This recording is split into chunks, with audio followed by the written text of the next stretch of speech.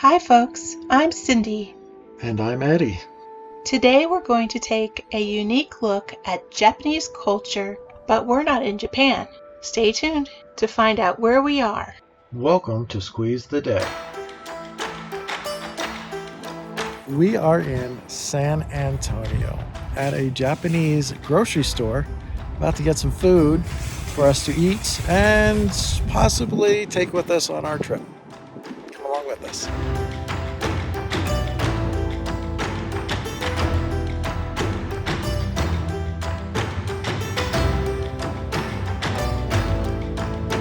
I used to live in Japan, and this does remind me a lot of how the Japanese stores were set up, because they're always small and they try to fit as many things as possible into a tiny area, and it really is reminiscent. Plus, a lot of the stuff that's in here looks really good. And of course, we're going to have to go for something special. Yep, the curry. We love curry. When I was living in Japan and would go to the grocery stores, I usually avoided the frozen food sections and instead got fresh foods, but this selection here is pretty amazing. However, the drinks in Japan are one of a kind and you really gotta try them for yourself. There's a huge selection for everybody. As is typical in most Japanese stores, they have knickknacks and then these little poke sticks, which are really good. You should try a couple of the different flavors. And then they have dishes and stuff like that you can get on the side. And their candies and cookies are really unique. They do it differently than we do in America, so if you want to try a new experience, definitely get to that. And then of course more drinks, seasonings, coffee is a lot of times powdered. I really enjoy the pink strawberry candy gummies. I always bought myself a bag of those. And again, going back to dishes and houseware products. Okay, we just came out of there and it's very, very much like being in Japan. A lot of fun, a little bit of a reminder for me personally because I've been to Japan and love the culture and love the food.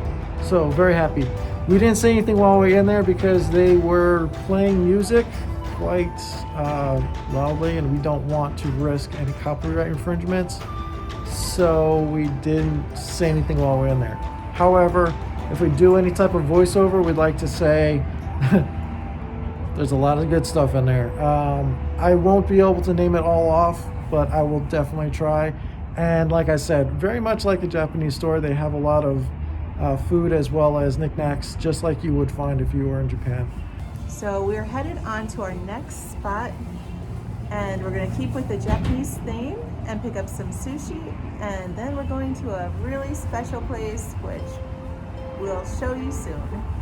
Sticking to the theme, we had to get some sushi, so we made a little picnic, went to a park, sat down, and enjoyed that.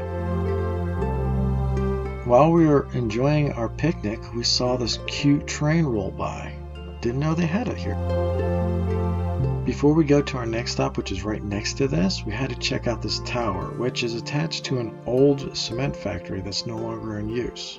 It was pretty historic and cool. This is a Japanese tea garden right in the heart of San Antonio.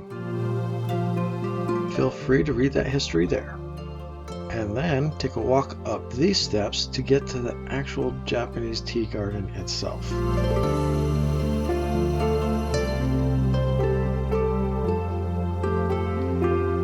It does have handicap accessibility in some areas. From the entrance of the tea garden, you can see the tower where the old cement factory was. And at the top of the stairs is the cafe. And beside it is the pavilion.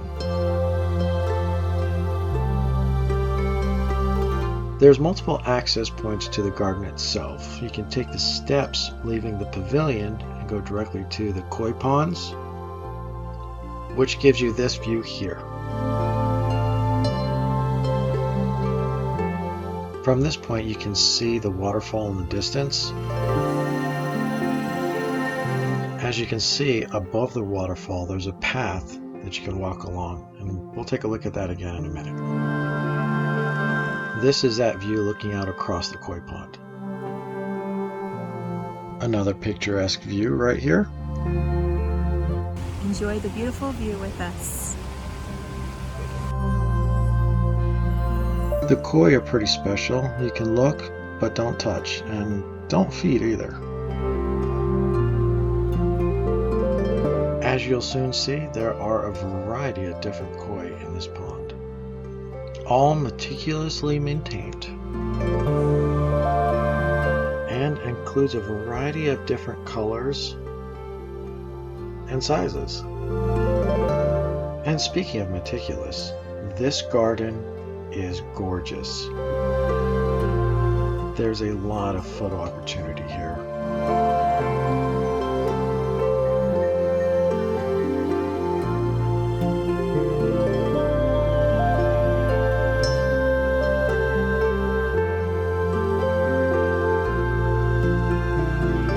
This immaculately handcrafted Japanese tea garden.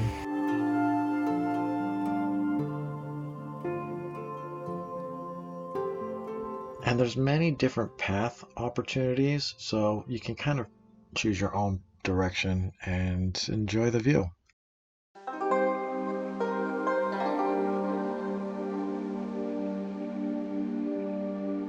A couple of the paths lead you to an area where taking a picture is a must-do.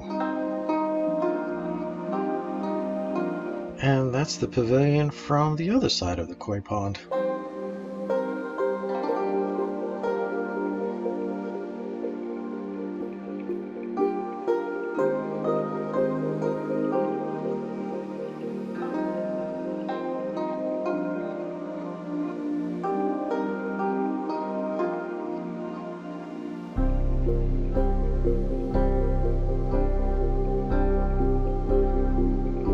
We had to pause for a quick selfie.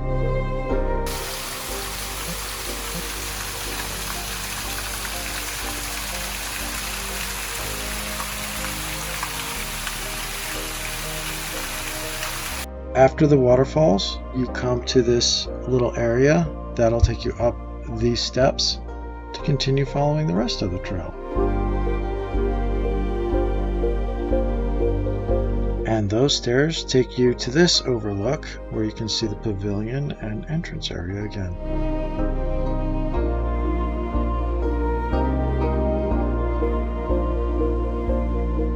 Continue following this path.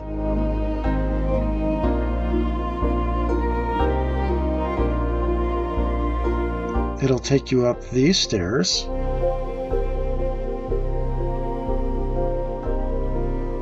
And that'll take you to this bridge,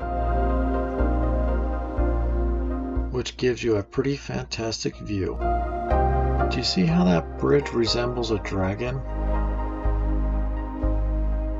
As I said before, there are several great paths that you can take to get very different views. But follow us and see what we find on our path.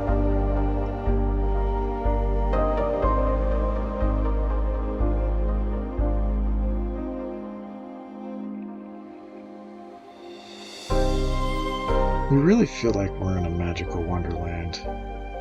If anybody else felt the same way, leave a comment down at the bottom. We'd love to hear about it. And anybody get a good picture from up here, tell us about that too. This looks like another great selfie spot. Do you agree?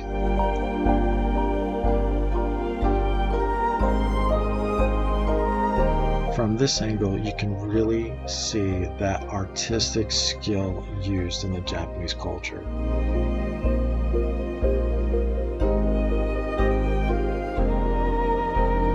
Look at that breathtaking view. Wow.